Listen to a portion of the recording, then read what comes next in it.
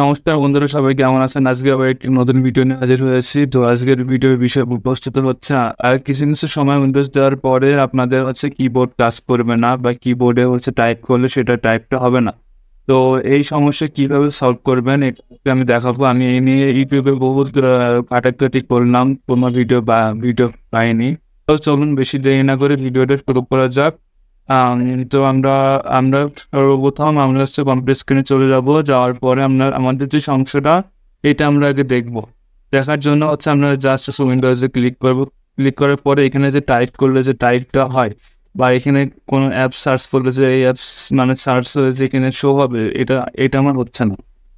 তো এইটাই আমরা এখন সমস্যাটা সমাধান করব। তো এই সমস্যাটা সমাধান করার জন্য আপনাদের প্রথমে টাস্ক ম্যানেজার ওপেন করতে হবে।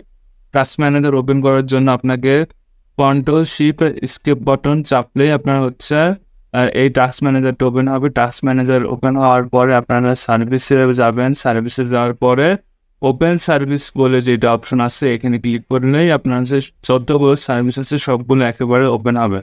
তো এখানে ওপেন হওয়ার পরে আমরা এখানে খুলবো টাস্ক নামে একটা ফাংশন আছে এটা।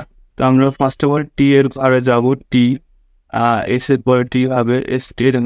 এই যে অপশনটা আছে task keypad and hand writing panel service, তো এখানে যাওয়ার পরে আমরা জাস্ট এটাকে ওপেন করবো। ওপেন করার পরে এখানে আপনার থাকার কথা অটোমেটিক, কিন্তু আমাদের এখানে আসে ম্যানুয়াল। তো আমরা এখানে জাস্ট এটাকে অটোমেটেড করে দিব।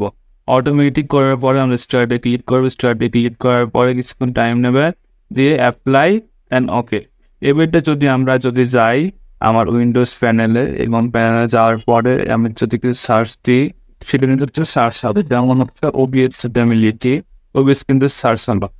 যদি আপনারা জানেন কেউ যে এই সমস্যাটা কেন হয় তাহলে আমাকে একটু কমেন্টে লিখে দিবেন। আর যদি আমার ভিডিওটা আপনার কাছে ইনফরমেটিভ মনে হয় এবং মনে হয় যে আমার ভিডিওটা আপনার কোনো কাজে আসছে, তাহলে অবশ্যই চ্যানেলটাকে সাবস্ক্রাইব করবেন এবং পাশে থাকা বেল আইকনটি বাজিয়ে দেবেন পর নিউ আপডেট। এতক্ষণ আমার সঙ্গে থাকার জন্য ধন্যবাদ। Thank you.